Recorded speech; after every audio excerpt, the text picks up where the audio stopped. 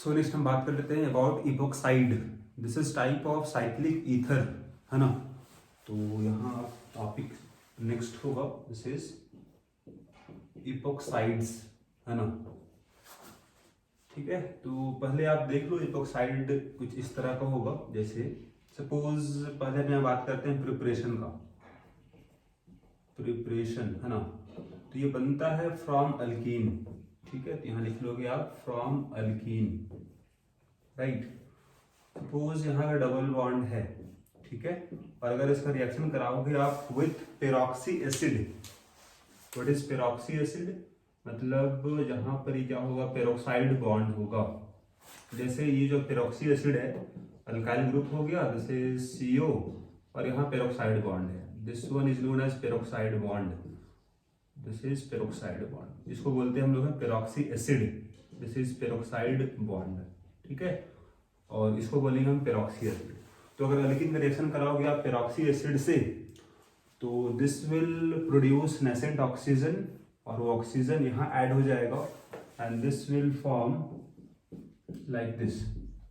इसको बोलेंगे हम साइक्लिक ईथर, और we can call it epoxide. ठीक है, सो दिस इज इपोक्साइड। अब यहाँ देख लो एग्जाम्पल, जैसे सपोज CH3 होगा, CH डबल बॉन्ड CH2, और यहाँ का इस्तेमाल करोगे peroxy acid, this is RCO3H, तो क्या होगा, will form CH3 CH CH2, और यहाँ ऑक्सीजन आ जाएगा। This is known as epoxide, right. तो अब यहाँ देखते हैं हम इसका केमिकल रिएक्शन किस तरह से होगा। ठीक है, यहाँ नेक्स्ट लिखोगे आप chemical reaction, chemical reaction of epoxide. अब यहाँ पहला बात करते हैं आपका एसिड कैटालाइज्ड, मतलब एसिडिक मीडियम में रिएक्शन देखने वाले हैं। Acid catalysed ring opening of epoxide. अभी बताया आपको हम इपोक्साइड क्या होगा, दे आर साइक्लिक ईथर, है ना। तो अगर साइक्लिक है तो उसका जो रिंग है वो आपका ओपन हो जाएगा जब इसका रिएक्शन होगा, है ना। तो पहला हम बात करने वाले हैं एसिड कैटालाइज्ड, मतलब एसिड आपका यहाँ पर कैटलिस्ट की तरह यूज होगा। जैसे एग्जांपल देखो, suppose there is CH3 CH CH2 and there is oxygen, this is our epoxide. ठीक है, तो अगर हम यहाँ बात करें सबसे पहला कि अगर यहाँ कैटलिस्ट अगर H+ है, और सपोज यहाँ आपके पास H2O है, न्यूक्लियोफाइल, ठीक है ना, तब क्या होगा कि यहाँ पर ही रिएक्शन होगा, और ये आपका साइक्लिक जो यहाँ पर ही था ये अब नहीं रहेगा, और यहाँ पर H2O कहाँ ऐड होगा, तो अगर एसिडिक मीडियम है तो ये अटैक करेगा आपका मोर सब्स्टिट्यूटेड कार्बन में। सो this is more substituted carbon, यहीं पर अटैक करेगा आपका H2O न्यूक्लियोफाइल, तो वहां पर OH ग्रुप आ जाएगा। तो वाटर अगर यहाँ अटैक करेगा, इसका मतलब ये होगा कि यही बॉन्ड ब्रेक होगा, और इसके पास भी आ जाएगा OH ग्रुप। ठीक है, तो यहाँ भी आप दिखा सकते हो OH ग्रुप, है ना। तो दिस इज द कंपाउंड जो यहाँ बनेगा। अगर वाटर होगा न्यूक्लियोफाइल तब, अगर इसके जगह में कोई अगर और होता न्यूक्लियोफाइल, जैसे मान लेते हैं सपोज मीडियम कैटलिस्ट H+ है और अल्कोहल आपके पास ROH ले लिए हम न्यूक्लियोफाइल, अब क्या बनेगा, तो CH3 हो जाएगा, CH CH2, ये तो पहले से था। अब क्या बोले आपको हम कि न्यूक्लियोफाइल कहाँ अटैक करेगा, जहां पर ये मोर सब्स्टिट्यूटेड कार्बन होगा। तो दिस इज द कार्बन जहां पर मोर आपका अल्काइल ग्रुप है ना, तो यहीं पर अटैक करेगा आपका, तो OR यहाँ जुड़ेगा और यहाँ से OH रहेगा। सो दिस इज द प्रोडक्ट जो बन जाएगा, राइट। अब इसका मैकेनिज्म क्या होगा उसको देख लो आप। सो अगर बात करें मैकेनिज्म इस रिएक्शन का, तो हम यहाँ बता सकते हैं इस तरह से। पहला स्टेप क्या होगा, चूंकि इसके पास लोन पेयर है, तो H+ पहले ऐड होगा इस ऑक्सीजन के पास, तो this is CH3 CH CH2, यहाँ ऑक्सीजन है इस तरह का, है ना। तो पहला स्टेप क्या होगा, H+ बॉन्ड बनाएगा इस ऑक्सीजन के साथ, देयर इज प्रोटोनेशन, मतलब इसका प्रोटोनेशन हुआ इस इपोक्साइड का, और पहले कुछ इस तरह का बन जाएगा यहाँ प्लस चार्ज। को मालूम है ऑक्सीजन में प्लस स्टेबल होगा नहीं, तो यहाँ रिएक्शन होगा। अब न्यूक्लियोफाइल जो होगा, सपोज न्यूक्लियोफाइल यहाँ पर ये वाटर है, तो हम वाटर यहाँ लेते हैं, suppose this is H2O, this is nucleophile. Attack कहाँ करेगा? अटैक करेगा मोर सब्स्टिट्यूटेड कार्बन में। ऐसा क्यों? क्योंकि that will form more stable transition state. जैसे अगर ये अटैक करता है इस कार्बन पर, मतलब क्या होगा कि ये बॉन्ड टूट रहा होगा। अगर ये बॉन्ड टूट रहा होगा तो यहाँ डेवलप चार्ज क्या हुआ होगा? Delta plus charge. और डेल्टा प्लस अगर डेवलप होगा आपका सेकेंडरी कार्बन में तो ज्यादा स्टेबल होगा कंपेयर टू प्राइमरी कार्बन। अगर यहाँ से बॉन्ड टूटता तो पॉजिटिव चार्ज डेवलप होता 1 डिग्री कार्बन पर, उससे ज्यादा स्टेबल क्या होगा? 2 डिग्री वाला। तो यहाँ अटैक होगा और ये बॉन्ड टूट जाएगा नीचे। तो क्या बनेगा देख लो आप, जैसे CH3CH CH2, इसके साथ तो H बॉन्ड आ गया। अब इस पे कौन जुड़ा? तो इस पे जुड़ा आपका वाटर। तो वाटर जुड़ा तो यहाँ पर इस तरह से दिखा दोगे आप। और चूंकि इसके पास अब यहाँ से प्लस डेवलप हुआ, फाइनली क्या होगा? H प्लस निकल जाएगा यहाँ से, एक बॉन्ड टूट जाएगा, ऑक्सीजन में प्लस चार्ज स्टेबल होगा नहीं। तो इस तरह से हम लोग दिखाते हैं CH3 CH CH2 OH और OH। H प्लस बाहर हो गया, इसीलिए इसको बोले हम कैटलिस्ट। पहला स्टेप में ऐड हुआ था, लास्ट में निकल भी गया बाहर, कंज्यूम नहीं हुआ, राइट। नेक्स्ट हम बात करते हैं base catalysed ring opening of epoxide, है ना। अब ये अगर बात करें यहाँ, जैसे यहाँ पर देखो CH3 CH CH2 और यहाँ पर ही ऑक्सीजन है इस तरह से, है ना। तो यहाँ पर ही आपका बेस कैटेलाइज्ड का मतलब क्या हुआ? यहाँ पर ही आपके पास OH माइनस रहेगा, ठीक है ना। तो अब अगर इसका रिएक्शन होता है तो यहाँ पे ध्यान रखना है कि ये अटैक कहाँ करेगा? ये अटैक करेगा आपका लिस्ट सब्स्टिट्यूटेड कार्बन पर। जैसे अगर यहाँ बोला जाए आपको which carbon is list substituted, so this carbon is list substituted, और यहीं पर अटैक होगा इस न्यूक्लियोफाइल का, ठीक है। तो अटैक होगा यहाँ पर ही और ये निकल जाएगा ऐसे, है ना। यहाँ से बन जाएगा आपका CH3CH O माइनस और ये CH2 है और यहाँ बॉन्ड बन गया OH का। O माइनस है तो इसको सॉल्वेंट से मिलेगा प्रोटोन, तो सॉल्वेंट अगर वाटर है तो वाटर से मिलेगा इसको H प्लस, ठीक है। तो इसको कहाँ से मिलेगा H प्लस? तो वाटर से। यहाँ पर ये H प्लस आपको मिल जाएगा फ्रॉम वाटर,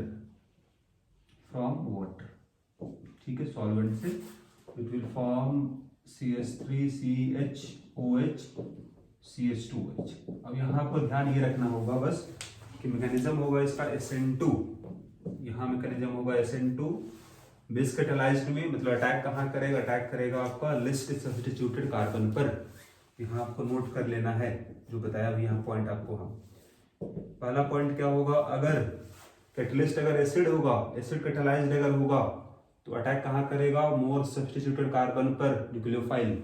यहाँ ध्यान रखना आपको है, in acid catalysed ring opening of epoxide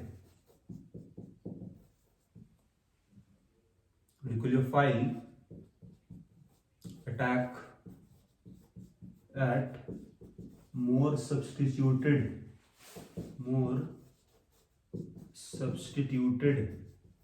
carbon, right.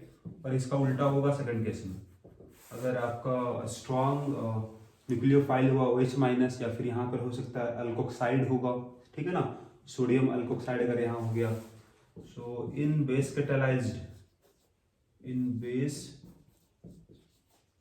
Catalysed ring opening of epoxide nucleophile attack at less substituted carbon,